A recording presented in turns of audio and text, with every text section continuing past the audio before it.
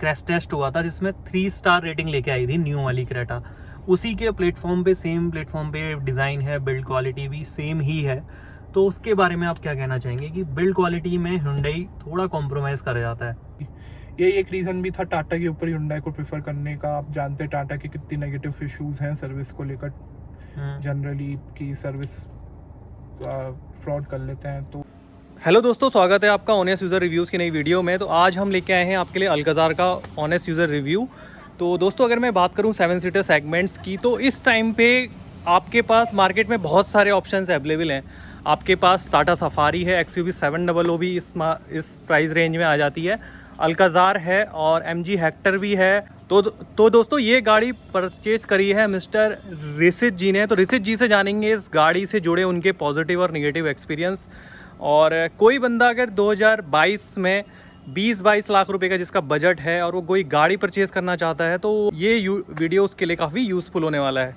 तो first of all welcome to honest user review sir.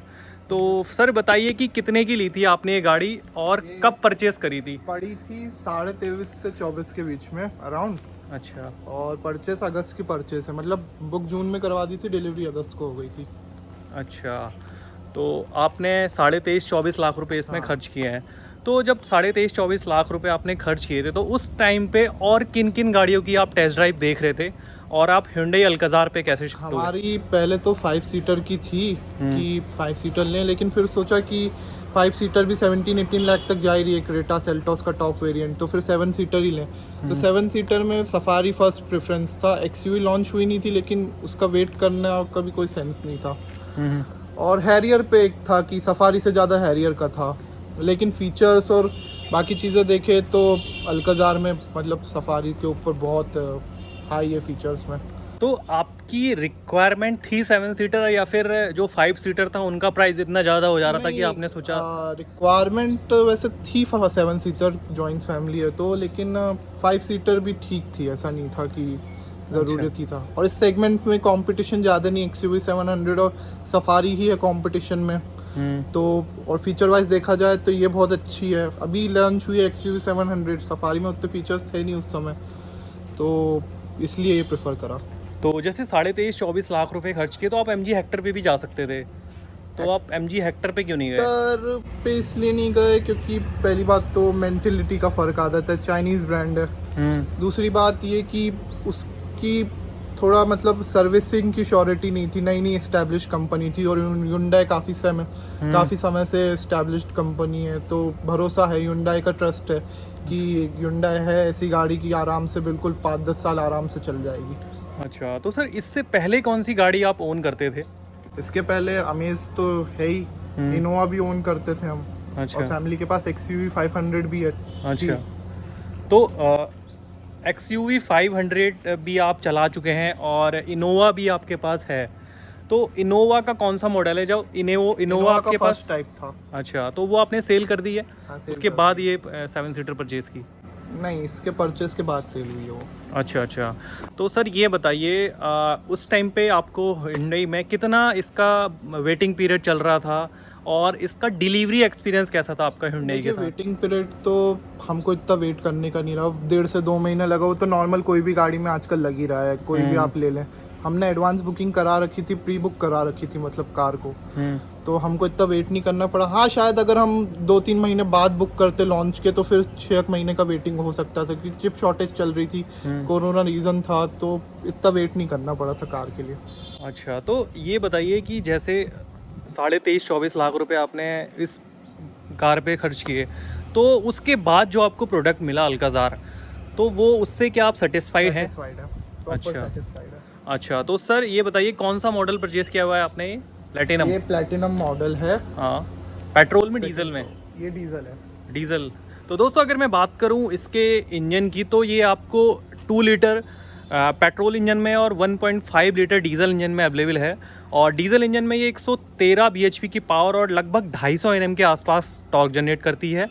तो भैया ये बताइए, जैसे डीजल में आपने 1500 सीसी का ये 23-24 लाख में लिया हुआ है, तो कहीं पे पावर का इशू तो फील नहीं होता? क्योंकि पावर का इशू तो सेम प्राइस रेंज में आपको हैरियर और सफारी 2 लीटर का डीजल इंजन का ऑप्शन दे देती है। इंजन मिल रहा है XUV में 2.2 लीटर का, डीजल इंजन मिल रहा है, वो सही है आपकी बात। लेकिन 1500 सीसी में ऐसा लगा नहीं कि पावर कम है। हमने देखिए 5 लोगों को भी बिठा के चलाई, जनरली तो 5 लोग बैठ के ही चलते हैं, और फुल कैपेसिटी में भी गाड़ी को बिठा के चलाई है, तो पावर का ऐसा लगा नहीं। पिकअप भले आप कह सके थोड़ा स्लो, लेकिन टॉप बाकी गियर्स में परफेक्ट चलती है। अच्छा, तो भैया ये बताइए कि कितने किलोमीटर आप इसे लगभग आपको 8-9 महीने हो चुके हैं, तो कितने किलोमीटर चला चुके? किलोमीटर चल चुकी है, 11,000 किलोमीटर के आसपास। तो आप काफ़ी इस गाड़ी को चला चुके हैं। तो इस 11,000 किलोमीटर में कितनी बार आपने लॉन्ग स्ट्रेच किया हुआ है? हमने जनरली 300-350 किलोमीटर की जर्नी तो होती रहती है इंदौर की, लेकिन हमने एक लॉन्ग स्ट्रेच करा था पुणे का, जो 850 किलोमीटर है, नॉन स्टॉप चली थी गाड़ी। अच्छा, जाना भी और आना भी। अच्छा, तो जब लॉन्ग स्ट्रेच आपने इससे किया तो कहीं पे भी आपको कुछ इश्यू फील हुए हो इस गाड़ी में? इश्यू बिल्कुल फील नहीं हुए, कंफर्ट भी थी गाड़ी में, मतलब अच्छी सेटिस्फाइड थे लॉन्ग जर्नी के हिसाब से। तो अब बात आती है माइलेज की। आप 1500 सीसी डीजल इंजन में कितना माइलेज निकाल ले रहे हैं?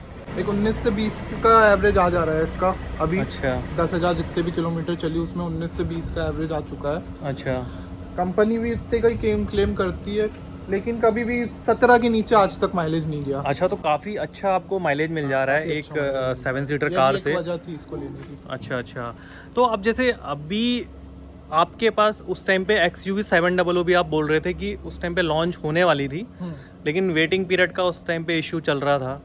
तो अगर आज के टाइम पे अगर आपके पास सेम बजट होता, 22-23 लाख का बजट होता, तो आज आप कौन सी गाड़ी परचेज करते? अल्काज़ार ही करते। अल्काज़ार ही करते? इतना कॉन्फिडेंट? क्योंकि 2 रीज़न है उसके। एक तो सबसे बड़ा रीज़न ये है कि माइलेज का बहुत फ़र्क है। 2.2 लीटर का इंजन आ रहा है XUV में, और अगर मान लीजिए कहते हैं लोग कितनी महंगी गाड़ी तो एवरेज देखेंगे नहीं, लेकिन आज की कंडीशन में पेट्रोल डीजल के रेट इतने हैं कि एवरेज आपको देखना ही पड़ता है।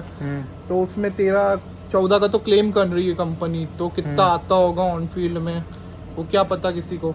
और ये हमने तो प्रैक्टिकल 10,000 किलोमीटर चला के देख ली, मिनिमम 17 का दिया ही है इसने वर्स्ट से वर्स्ट में भी। अच्छा, तो ये इसमें जैसे 3 ड्राइव मोड आते हैं, कंफर्ट, सिटी और स्पोर्ट्स। हाँ, तो जो आप माइलेज निकालते हैं वो किस मोड में नॉर्मली आप ड्राइव करते हैं? वो एक्चुअली ऑटोमेटिक वेरिएंट में आते हैं जनरली। ये मैनुअल वेरिएंट है, तो इसमें मोड्स नहीं है। अगर देखो, अगर जब अल्काज़ार की बात होती है ना, तो कुछ लोगों का ये भी कहना होता है कि क्रेटा को ही खींच खांच के ये गाड़ी बना दी गई है अल्काज़ार। मतलब क्रेटा ही थी पहले, क्रेटा का ही एक्सटेंडेड वर्जन है ये 7 सीटर, उसको बना दिया। तो उस टाइम पे जब आप परचेज कर रहे थे तो कुछ ऐसी चीजें दिमाग में तो नहीं आई कि ये इसकी सफारी के साथ भी कह सकते हैं। हाँ, फ्रंट लुक बिल्कुल सेम है हैरियर जैसा। रियर भी ऑलमोस्ट आइडेंटिकल है, बस साइड प्रोफाइल से आप कह सकते हैं कि जो ओरिजिनल सफारी थी उसको उठा हुआ कर दिया पीछे से, वो तो सफारी के। और आप देखिए तो इसका थोड़ा लुक ज्यादा रिच है क्रेटा के कंपैरिजन। जो क्रोम और जो ग्रिल है वो बेटर है क्रेटा के कंपैरिजन में। अगर मैं दोस्तों बताऊं तो आपको फ्रंट में ना आपको कैस्केडिंग क्रोम फिनिश के साथ ग्रिल मिल जाती है। यहाँ पे आपको ट्रायो बीम LED हेडलैम्प्स मिल जाते हैं। नीचे आपको फॉग लैम्प्स के साथ LED फॉग लैम्प्स ही मिलते हैं, और उसी के साथ टर्न इंडिकेटर्स मिलते हैं। यहाँ पे DRLs हैं। तो सर एक्सटीरियर से बात कर लेते हैं। सबसे पहले एक्सटीरियर में क्या क्या चीज़ें आपको पॉजिटिव लगती हैं?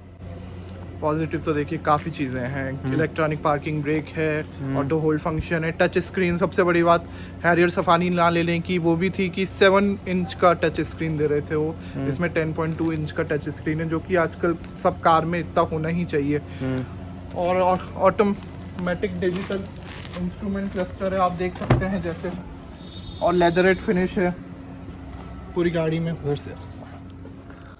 तो दोस्तों अगर मैं बात करूँ इसके इंटीरियर की, तो इंटीरियर में आपको कुछ इस तरीके से यहाँ पे पूरी डुअल टोन कलर में पूरा इसमें आपको इंटीरियर देखने को मिलता है। इलेक्ट्रॉनिक पार्किंग ब्रेक्स मिल जाते हैं, और Hyundai अपने फीचर रिच गाड़ियों के लिए पहले से ही काफ़ी फेमस है। तो सर ये बताइए कि जब आप इसको अपने हाईवे पे ड्राइव किया हुआ है लॉन्ग स्ट्रेच में, तो हाईवे पे इसकी स्टेबिलिटी कैसी है गाड़ी की, और स्टीयरिंग की परफॉर्मेंस कैसी है? बहुत अच्छी स्टेबिलिटी है गाड़ी की। स्टीयरिंग भी बहुत स्मूथ है, आप देख सकते हैं कितनी इजीली टिल्ट और वो हो रहा है। लाइक टिल्ट और टेलेस्कोपिक दोनों है इसमें। तो स्टेबिलिटी बहुत अच्छी है इसमें। तो इंटीरियर में बिल्ड क्वालिटी कैसी है, और कितने मतलब जो फीचर्स हैं वो मतलब फीचर क्या क्या आपको इसमें पॉजिटिव लगते हैं और कुछ कमी हो गाड़ी ये में? हमने सारी गाड़ियों की टेस्ट ड्राइव करी थी इसको परचेस करने के पहले, सफारी, हैरियर, मतलब इस सेगमेंट की मेनली 20 to 24 लाख का जो बजट है उसमें इसका इंटीरियर काफ़ी अच्छा है। और Hyundai के नाम से ही हमने लॉन्च हुई थी उसके पहले ही बुक कर दी थी ये गाड़ी। अच्छा। और इंटीरियर आप देख सकते हैं, काफ़ी प्रीमियम इंटीरियर है, ब्राउनिश फिनिश दी हुई है। और इसका ये फ़ायदा भी रहता है कि गाड़ी गंदी नहीं होती, आपको लगता नहीं गाड़ी ज़्यादा गंदी होती है। वाइट में अच्छा। वाइट कलर की सीट्स में अगर दाग लग जाते तो स्टेन रिमूव होते नहीं है। टच स्क्रीन है, काफ़ी फ्लूइड टच स्क्रीन है इसका। ऑटोमेटिक एयर कंडीशन है इसमें, और ऑटोमेटिक डिस्प्ले है, डिजिटल इंस्ट्रूमेंट क्लस्टर है इसमें विथ 3 थीम्स। ऑल्सो 64 कलर की एम्बियंट लाइटिंग है जो इस कार के पहले आज तक मर्सिडीज में ही देखने को मिला था। वायरलेस चार्जिंग है, कूल्ड ग्लोव बॉक्स है, ऑटो डिमिंग IRVM और ये पैनोरामिक सनरूफ आप देख सकते हैं। तो दोस्तों अगर मैं बात करूं, Hyundai आपको इस प्राइस रेंज में IRVM दे देती है, लेकिन मैंने देखा था हैरियर के टॉप मॉडल में भी आपको ऑटोमेटिक ये IRVM नहीं मिलता है, मैनुअली आपको एडजस्ट करना पड़ता है। तो सर ये बताइए कि हैरियर और सफारी को रिजेक्ट करने का क्या कारण था? फीचर्स का बहुत अंतर था। मींस सफारी में आप अभी की कंडीशन में देखें तो जो फीचर्स अभी दे रही हैं वो अपने लेटेस्ट मॉडल में, जैसे गोल्ड एडिशन या जो डार्क एडिशन है उसमें अब कॉमन फीचर्स दे रही है, वायरलेस चार्जिंग और अपने वेंटिलेटेड सीट्स वगैरह। लेकिन इसमें पहले से था, जब उस समय जब हमने खरीदी थी अगस्त 2021 में, तब ये गाड़ी सफारी में wireless charging, ventilated seats, 10.2 inch touch screen और टेक फीचर्स नहीं मिलते थे। और 360 डिग्री कैमरा नहीं है सफारी में, सबसे बड़ा रीज़न अभी भी 360 डिग्री कैमरा नहीं है। इसमें आपको 360 डिग्री कैमरा है इसमें। दोस्तों इसमें आपको 360 कैमरा भी मिल जाता है और पूरा जो है स्क्रीन में 2 पार्टीशन में दिखता है। देखिए यहाँ पे आपको इस साइड 360 डिग्री कैमरा मिल रहा है, यहाँ पे आपको फ्रंट व्यू मिल रहा है। और Hyundai के जो कैमरे होते हैं वो दोस्तों काफ़ी लाजवाब रहते हैं। अगर मैं अदर कंपनी से कंपेयर करूँ, व्यू काफ़ी ज़्यादा क्लियर रहता है उसमें। थर्ड रो में जो सीटिंग है वो कैसी है, उसका कंफर्ट कैसा है? और वो एक्चुअली ज़्यादा यूज़ में नहीं हुई थर्ड रो, बट एक्चुअली सभी कार कोई भी आप ले ले, सफारी भी ले ले, वो बेस्ट सूटेड फॉर चिल्ड्रन ही रहती है जनरली। इनोवा को छोड़ के कोई भी सेगमेंट में थर्ड रो में स्पेस सब में ही कम रहती है, आपको पता है। वो सिर्फ ऑप्शनल रहती है कि आप या तो उसको बूट के तौर पे यूज़ कर ले या चिल्ड्रंस के लिए प्रेफर करें। तो सर आप ये बताइए, जैसे कि आप फीचर रिच गाड़ी उस टाइम पे प्रेफर कर रहे थे, तो उस टाइम पे सेफ्टी का भी ज़्यादा बोला वाला चल रहा था कि गाड़ी में लोग सेफ्टी ज़्यादा प्रेफर कर रहे थे। अभी क्रेटा की क्रैश टेस्ट हुआ था जिसमें 3 स्टार रेटिंग लेके आई थी न्यू वाली क्रेटा। उसी के प्लेटफॉर्म पे, सेम प्लेटफॉर्म पे डिज़ाइन है, बिल्ड क्वालिटी भी सेम ही है। तो उसके बारे में आप क्या कहना चाहेंगे कि बिल्ड क्वालिटी में Hyundai थोड़ा कॉम्प्रोमाइज़ कर जाता है? जी मेरे को ऐसा नहीं लगता। देखिए जो क्रैश टेस्ट रहता है जनरली 60 to 70 किलोमीटर की स्पीड में होता है और अपने एवरेज स्पीड 100 ही रहती है, कोई भी चलाता है, तो आप उस क्रैश टेस्ट पे बिलीव नहीं कर सकते। और सेफ्टी की बात करें तो 6 एयरबैग्स, ABS, EBD तो ये भी ऑफर कर रही है। फिर सेफ्टी अपने हाथ में रहता है, अपन कैसे गाड़ी चलाते हैं। अब आप 120-150 पे चलाएं तो हैरियर भी नहीं बचा सकती आपको, सफारी भी नहीं बचा सकती। इतनी सेफ कोई गाड़ी नहीं है कि 150 की स्पीड में वो आपको बचा ले। नो डाउट काफ़ी हद तक डैमेज कम कर लेता है। बिल्ड क्वालिटी मेरे को नहीं लगता काफ़ी कॉम्प्रोमाइज़ करी हुई है। रेटिंग्स, इसका रेटिंग नहीं हुआ है अल्काजार का, तो थोड़ी लेंथ बढ़ी हुई है, तो क्या पता क्रैश टेस्ट में बेटर इम्प्रूव कर ले, और क्या पता उसके बाद का अपग्रेडेड वर्जन है तो मटेरियल्स बेटर यूज़ कर रहे हो। हाँ, तो सर आपने इतने सारे पॉजिटिव अपनी गाड़ी के गिनाए Hyundai अल्काजार के, कुछ तो निगेटिव भी रहा होगा इस गाड़ी में जो आपको खलता है कि ये चीज़ थोड़ा होता तो बेहतर होता? जी थोड़ी सी हाइट का इशू लगता है मेरे को कि थोड़ी और अगर गाड़ी की हाइट कंपनी वाले बढ़ा देते हैं। No doubt it has got 18 inch alloy wheels diamond cutted, but थोड़ी सी वो हाइट है जो रोड प्रेजेंस और अपीलिंग कर देती, जैसे सफारी की लगती है, हैरियर की लगती है, उतना थोड़ा और कर देती तो और बेटर होता। Hyundai का सर्विस कॉस्ट कितना बढ़ जाता है और आपने इसकी कितनी सर्विस करा ली है? एक ही सर्विस हुई है अभी तक, फर्स्ट वाली, ऑयल चेंज वगैरह। सर्विस कॉस्ट का मेरे को आइडिया नहीं है। तो 10,000 किलोमीटर वाली सर्विस भी हो गई होगी? अभी नहीं हुई है, वो 1000 पे ऑयल चेंज फर्स्ट कराया था वो हुई है। देखिए सर्विस बहुत अच्छी है Hyundai की। हमको थोड़े कनेक्ट फीचर्स में प्रॉब्लम आ रही थी, तो प्रॉपर आए, उनने अपने वर्कर्स को भेजा, सेल्स सर्विसमैन को भेजा, उनने देखा पूरा, और वो सॉल्व नहीं कर पा रहे थे, उनने गेट बैक टू यू करके पूरा इन्फॉर्म करा, पूरे कॉल्स वॉल्स है। तो सर्विस बहुत अच्छी है Hyundai की, इसमें प्रॉब्लम नहीं आती। यही एक रीज़न भी था टाटा के ऊपर Hyundai को प्रेफर करने का। आप जानते हैं टाटा के कितनी नेगेटिव इश्यूज़ हैं सर्विस को लेकर जनरली, की सर्विस फ्रॉड कर लेते हैं, तो ये रीज़न था एक Hyundai को लेने का भी। दोस्तों एक चीज़ मैं आपको और बता दूं, अभी गाड़ी स्टार्ट है और ये डीजल गाड़ी आप देख रहे हैं, लेकिन इंजन के अंदर बहुत ही ज़्यादा साइलेंट इसका रिफाइन इंजन है, जिसके लिए Hyundai वैसे भी जानी जाती है। तो ये बताइए सर, जब हाईवे पे या जब ऑफ रोडिंग टाइप आपने इससे कभी करी है? नहीं, ऑफ रोडिंग नहीं करी है कभी धचकियों वाली रोडों में आप कभी ले जाते होंगे तो नहीं, कितना कुछ अंदर महसूस फील नहीं होता है? कंफर्ट सस्पेंशन है, 200 mm ग्राउंड क्लियरेंस है, जो कि सफारी और हैरियर में भी उतना ही है।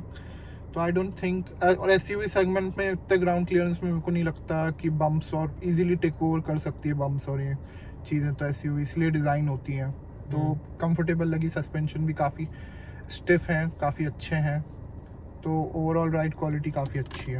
और ये जो मैंने एक वीडियो में देखा था, जो ये मटेरियल की बिल्ड क्वालिटी है, देखिए अभी आप देखेंगे दोस्तों, आप भी देखिए, तो अभी कभी आपका पैर भी टच होता होगा तो ये आवाज़ करता है, देखा आपने? देखिए वो तो सब अपन मर्सिडीज तो चला नहीं रहे हैं, मर्सिडीज वॉल्वो की अपन 100% कंपनी से एक्सपेक्ट कर सकते हैं। लेकिन ये चीज़ें तो आपने सफारी या हैरियर में भी देखी होगी कि यहाँ पे उनने जो ऐसे शेप दे रखा है वो आपके इससे टच होता है घुटनों से, तो वो प्रॉब्लम आती है। फिर बिल्ड क्वालिटी आप देखिए, फिट एंड फिनिश कितनी नीट एंड क्लीन है। अब आप ऐसे प्रेस करेंगे तो कोई भी इंटीरियर है तो प्लास्टिक ही, तो वो कोई भी आवाज़ करेगा ही, लेकिन फिट एंड फिनिश काफ़ी सेटिस्फाइंग है गाड़ी की, अपीलिंग काफ़ी है। तो सर कोई बंदा जेब में जिसके 22 से 23-24 लाख रुपए हैं और वो मार्केट में गाड़ी परचेस करने जा रहा है, 7 सीटर गाड़ी परचेस करनी है उसे, तो आप उसे क्या सजेस्ट करना चाहेंगे? ये वो डिमांड पे रहता है। अब हैरियर भी उतने ही बजट की चले जाती है, टॉप वेरिएंट आपको पता है, सफारी भी उतने बजट की ही चली जाती है। आपको फीचर रिच गाड़ी चाहिए तो अल्काज़ार प्रेफर कर सकते हैं। कुछ सेफ्टी के प्रति ज़्यादा प्रायोरिटी है तो आप हैरियर सफारी प्रेफर कर सकते हैं। वो बंदे की रिक्वायरमेंट में है। हमको फीचर और ऐसा चाहिए था कि गाड़ी खरीदने के बाद प्री सेल सर्विस या सर्विसिंग में कोई प्रॉब्लम नहीं आए, जैसे टाटा की मोस्टली गाड़ियों में होता है। इम्प्रूव करना चाहिए टाटा वालों को ये चीज़, तो वो प्रॉब्लम नहीं आया, इसलिए हमने Hyundai को चुना। हाँ, तो आप कोई किसी को Hyundai अल्काज़ार सजेस्ट करेंगे? देखिए अब जनरली इतने बजट की गाड़ी कई लोग लेते नहीं हैं, मतलब ज़्यादातर क्रेटा और सेल्टस ही बिकती है। 25-28 लाख का बजट जाता नहीं। सफारी का भी जो आप लेटेस्ट जो उनने गोल्ड एडिशन लॉन्च करा है 28 जा रहा है। XUV 700 का भी जो टॉप वेरिएंट है AX7L वाला वो भी 28 लाख तक जा रहा है, तो इतना बजट जनरली रहता नहीं है किसी का। तो वैसे अगर आप कंफर्टेबल गाड़ी और फीचर रिच गाड़ी चाहिए तो अल्काज़ार में प्रेफर करूँगा। तो सर वीडियो में बने रहने के लिए आपका बहुत बहुत धन्यवाद। दोस्तों वीडियो अच्छी लगी हो तो लाइक कीजिए। अगर आप लोगों में से भी कोई अपना ओनरशिप एक्सपीरियंस हमारे साथ शेयर करना चाहते हैं तो नीचे दिए गए लिंक पे आप हमें मेल कर सकते हैं। वीडियो अच्छी लगी हो तो लाइक कीजिए और चैनल पे नए हो तो सब्सक्राइब कीजिए। जय हिंद, जय भारत।